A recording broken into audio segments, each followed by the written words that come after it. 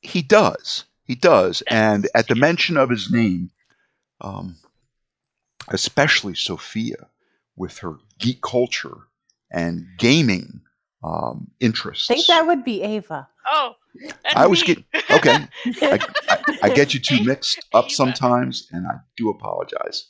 Um, he has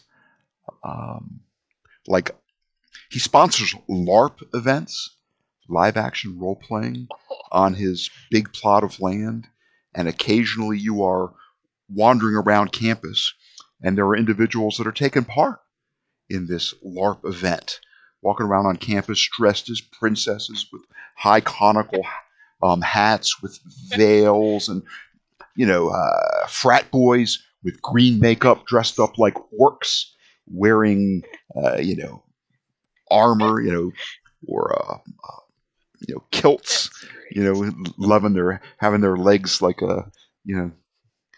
being shown, hairy and muscular, mate, and probably bearing like an axe that looks like it's covered with tin foil. For such things are not permitted on campus, as Erica All these found out. bone things. Yeah, Yeah, yeah, the hard way. yes. She was sadly caught with a machete Yeah. that was taken from her, and one other item as So well. Ava would be familiar with people probably talking about him. Sure, give me a common knowledge roll. In fact, let's do this at +1. You can initiate a little +1 down in the little modifier box. Mm-hmm. Yeah, a 6, a success. Yes, sure. You've never been to this place. Perhaps you've had an exam or a project you were working on that was just more important due to your interest in scholastics. But you've certainly heard of him and the stuff that he does. And yeah, he has a working catapult which he'll demonstrate, um, and exactly where the location is. So yeah, you were coming down the country road, and you see Vanderhorn stenciled lettering on a rather beat up mailbox, and you pull into his estate, and there is a nice, very neat trailer not far from the road. And yeah, behind that trailer, you can make out a rather large, well cared for barn. Perhaps the fenced off area looks like some crops are being grown, and some posts that are driven into the ground in the area behind that, probably demarcating like a Ren fair or a LARP event, kind of something you would put a cordon through to rope off an area. Yeah, you can make out the odd engine part or a piece of a threshing machine or something you would tow behind a large tractor, sort of just gathering rust in and between some of these buildings. Mm. And yeah, there's a guy, and I've shared his picture, Paul Vanderhorn. He's sitting, looks like he's drinking a beer on his front stoop of his trailer, and looks like he's got another cold one sitting on the little um, outdoor table, right next to him when he's finished the one that he's drinking. Poke at Sophia and Shep. He's like, look, he's over there. Go talk to him. Okay. I will march over towards him once I get out of the car.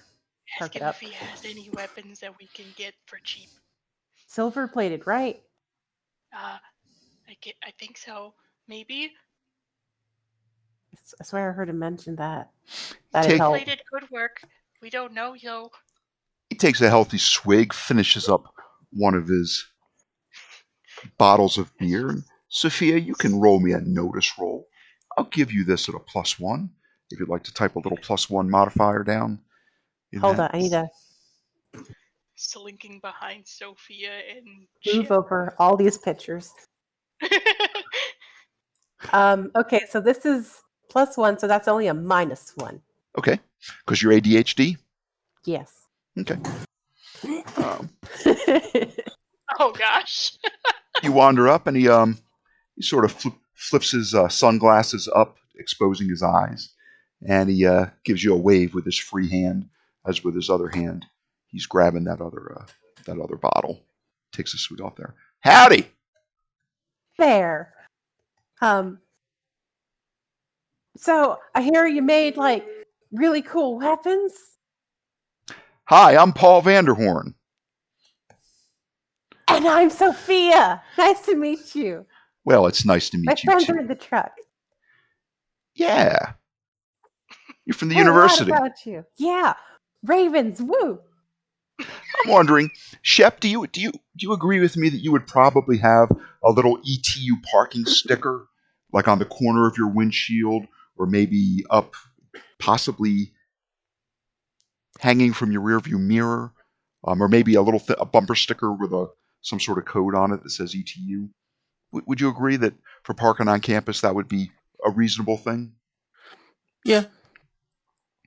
Okay. Well, yeah, Sophia, you and your friends from the college, huh? Yeah. Yeah, I have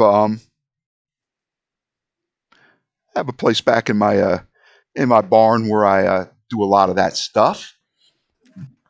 Oh, that's so neat. Arms and armor. Some of it just for show for folks that want to come and play dress up, and some of How the many stuff. trees are on his property? Not too many. Right here, right around his trailer, looks like an area that was once wooded, but some of the trees have been left strategically. But for the most part, the stumps have been taken out for crops and the barn, and a Just checking. couple trees back in the property, in the back of the property. Nothing threatening you immediately. Although Ava would be threatened because, well, there's a man right here. So Yes. They're just gonna chill in the car with Shep. So yeah, Scary. Swords, spears, axes. Kind of working catapult out back. I'd like to show you guys. Maybe heave a pumpkin or two out and see how far I can get it to go and how close to the target I can get. I'm getting pretty good at it. Made a few minor adjustments. Heard about that catapult. Don't have any. Super cool. Yeah, don't have anything silver. There's a place in town that'll silver a weapon, but it ain't cheap, and it ain't permanent either. It tends to flake off. If you're not real careful. But it is what it is sometimes, and it gives you an appraising kind of look.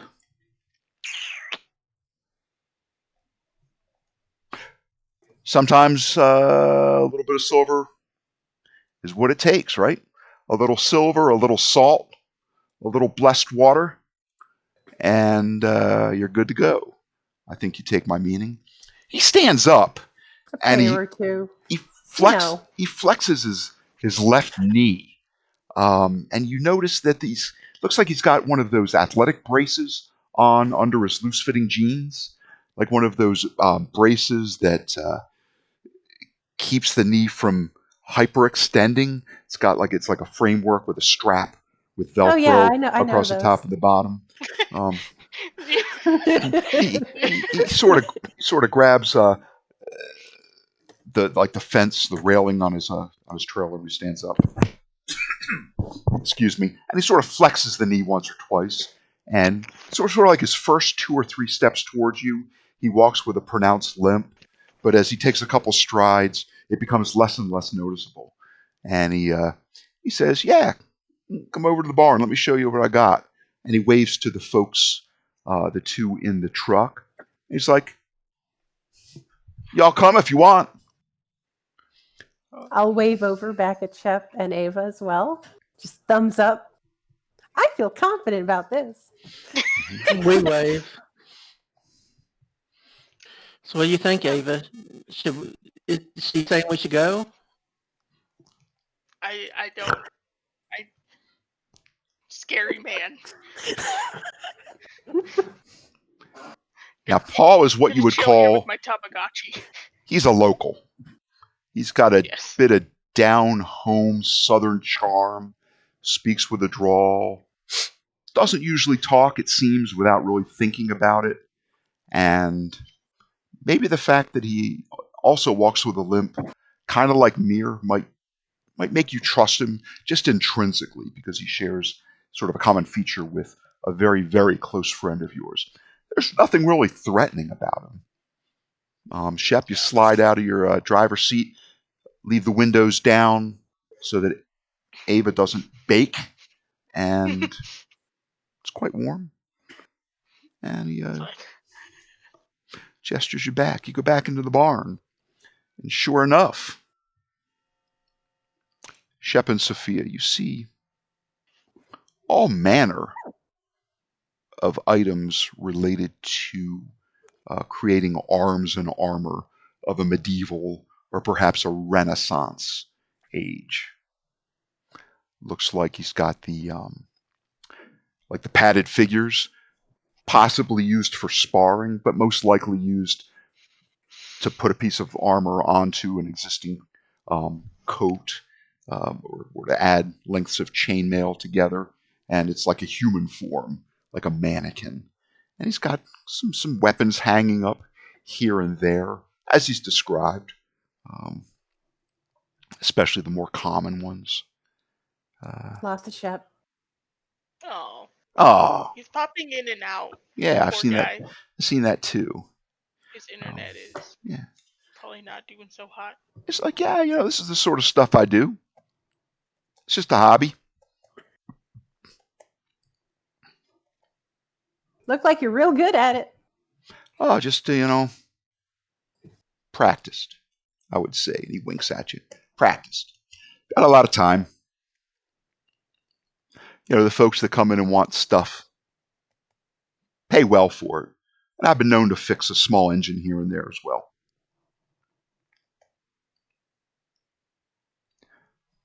Then he says, "Well, but here, I mean, you didn't come to be bored with me yakking your ear off about this and that and the other." He's like, "Come around back," and he points at a basket that has some old like goggles, like that you would wear to do machine work. He's like, "Grab a pair of goggles and come join me." And he probably had his own pair on a strap around his neck, and he'll put those up, and he'll pick up a pumpkin that's kind of half rotted, and he'll put it in this nice catapult. It's got a beam about 12 feet long, weighted on one end and tied down, and he'll use a winch mechanism with a crank. It'll crank that pressure down, and it's pointed out in the field, maybe like in the middle of a LARP area. And there's probably a tarp that's been peatened down so it doesn't blow away. It's kind of a target. You can see a couple pumpkins out there that have missed. And he's like, "Yeah, now watch this." Hits the switch.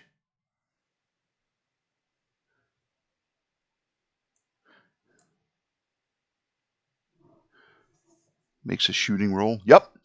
It hits like right at the edge of the tarp. Here, out, it hits the right side of the tarp.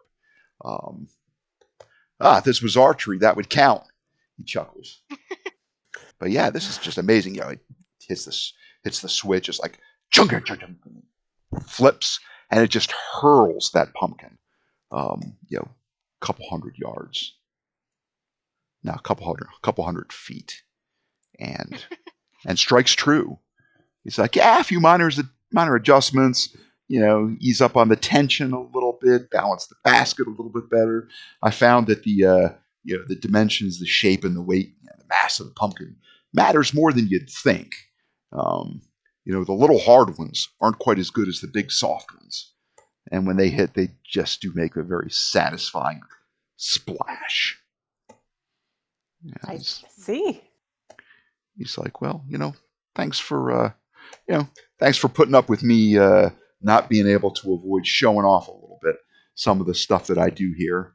And you see, there's probably a couple of sheds back there that you imagine might hold some of the items in the shed, maybe costumes where if you come to the event, they'll have some costumes on hangers that you could wear just to get into the flow of the event. And he sort of limps a little bit back to the shed, and the big barn where his shop is. And you see some machines which, well, one kind of looks like a lathe, but some you really would have to. It'd be hard to guess what they do. He's like, well, this is it. It's not much, but aside from my trailer, it's pretty much what I call home.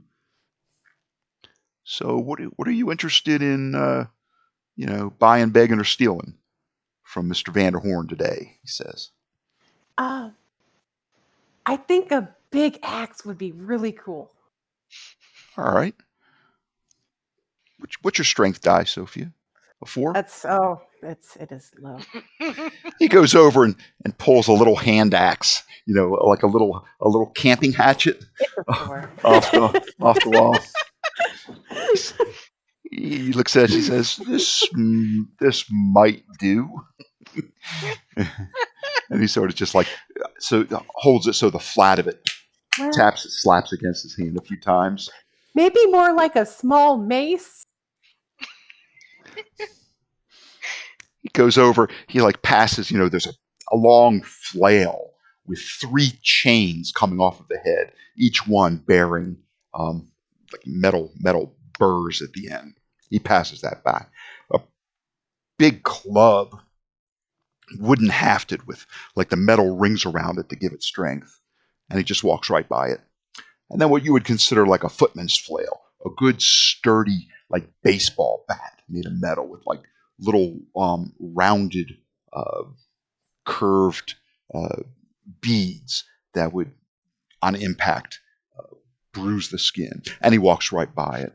And it goes to the item that's about as big as a billy club. And he takes it off, and it looks like it's made of wood with some metal reinforcement.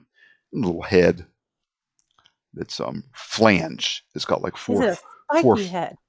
No, it's got 4 flanges on it, curved pieces at the. So if you hold it and you're looking straight at it like it was a telescope, it makes almost like a plus sign. There are 4 flanges at one at each of the compass points.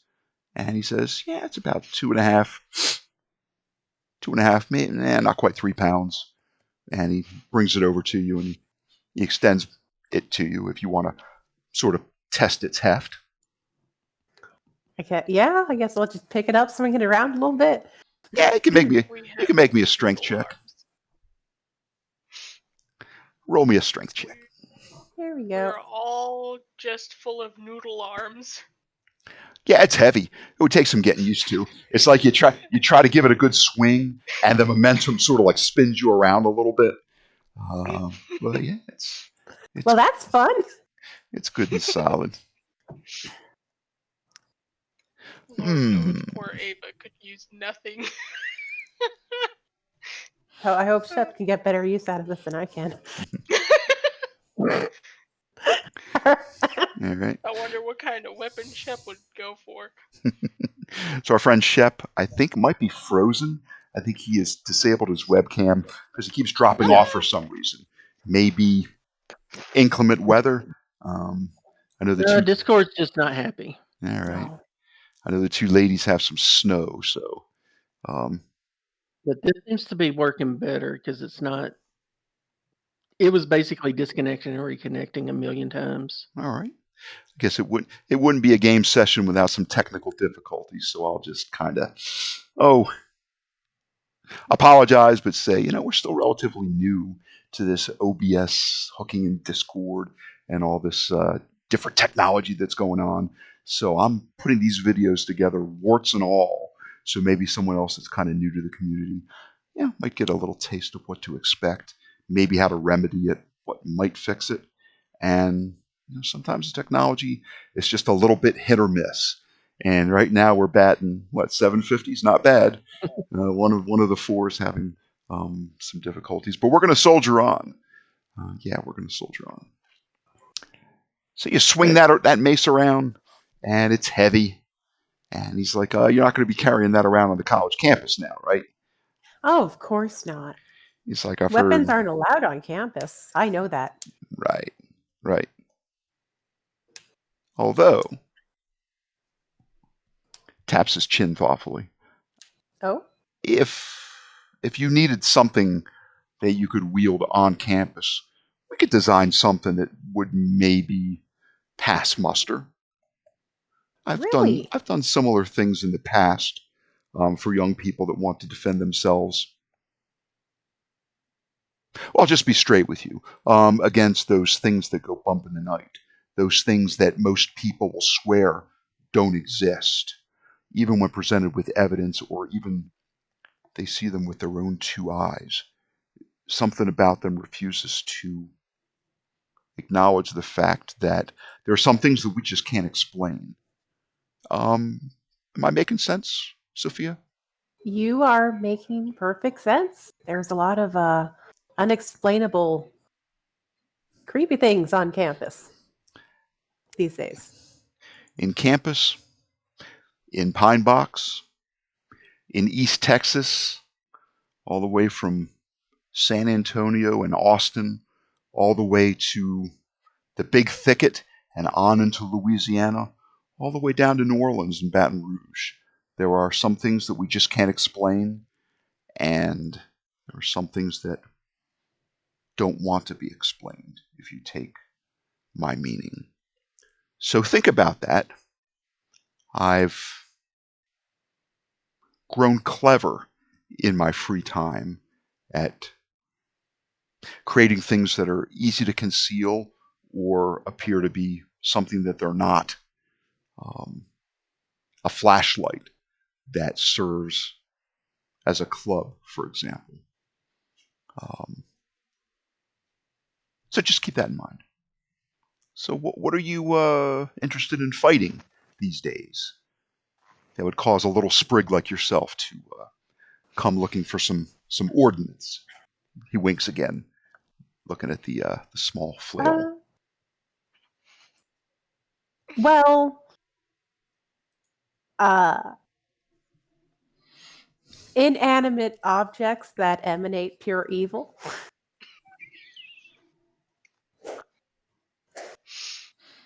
Okay.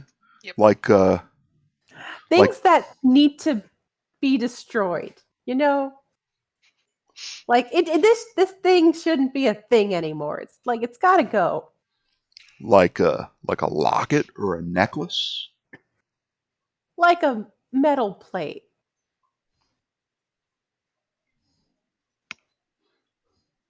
Avi, you get a text message. It's from Mir. Who's texting me? Yes. It smells so good, I can't help it. Lord, does he say something like, Allah forgive my lack of control? And you know that that chili is bubbling. Oh man, that's funny. I will text him back and tell him please don't eat it all. We are also hungry. The pizza bar was not enough. Yeah. Okay, so We'll be back soon.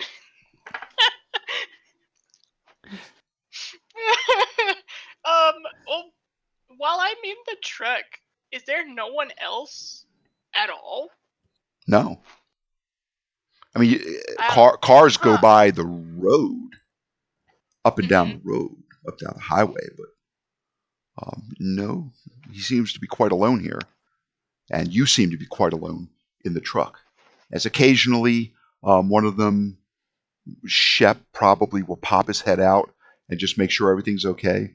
Then he'll pop back in. She'll probably get out of the truck and I guess become a little curious to look around the premises where ye old man is not present. Okay. You can go in his trailer. The door is open. There's a screen door to keep the insects out. You can go up on his Make porch. sure that the truck is closed and go on over and just kind of have a look around. Yeah, it's neat. It's a neat place, except for all these spare machine parts and motors that are kind of like just sitting haphazardly.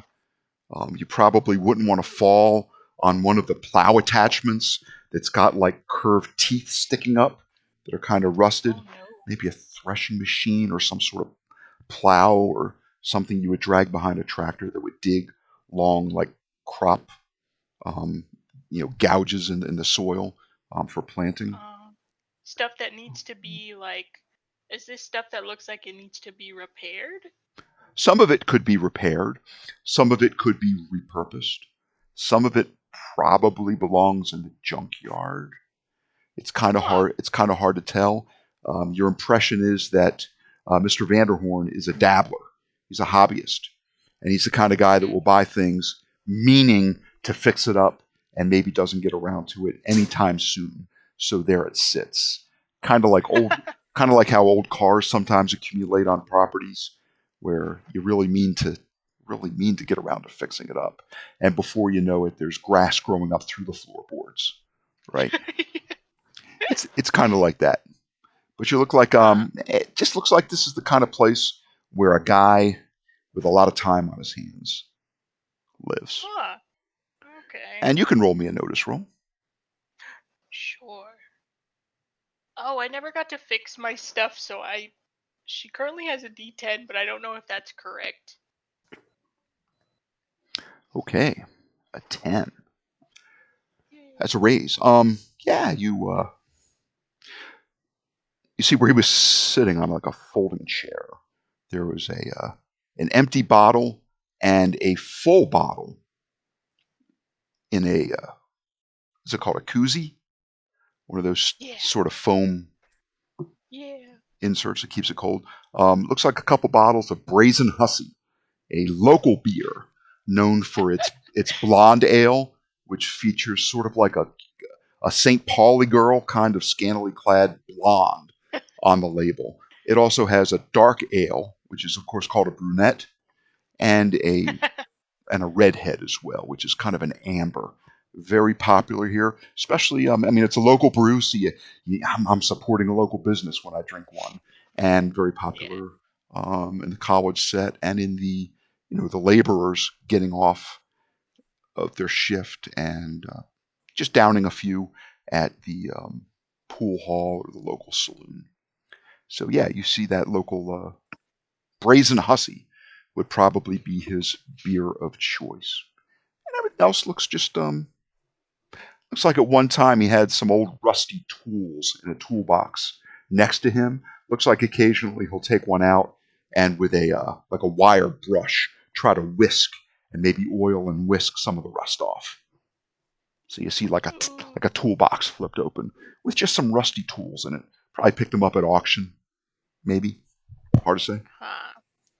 She has a very high repair as well. Mm-hmm. I wonder if she would be tempted to do some little handiwork here if she sees it all just lying around. Sure. I mean, there's certainly nothing to stop you from doing that. Maybe picking up the item that he was working on last and trying your hand at scraping the rust off with the brush. I feel like her little geekiness would probably try to take over, like, I bet I could make that shiny. This is the right kind of like chemical to use to make this work. Okay.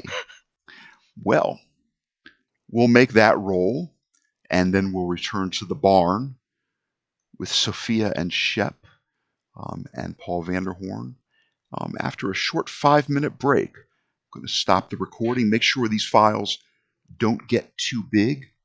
I did have a list of items that we wanted to look at in the time since our first adventure. One of them was to make sure that the players aren't being cheated out of that default D4 that they should get in 5 skills by the Savage Worlds Suede rule set.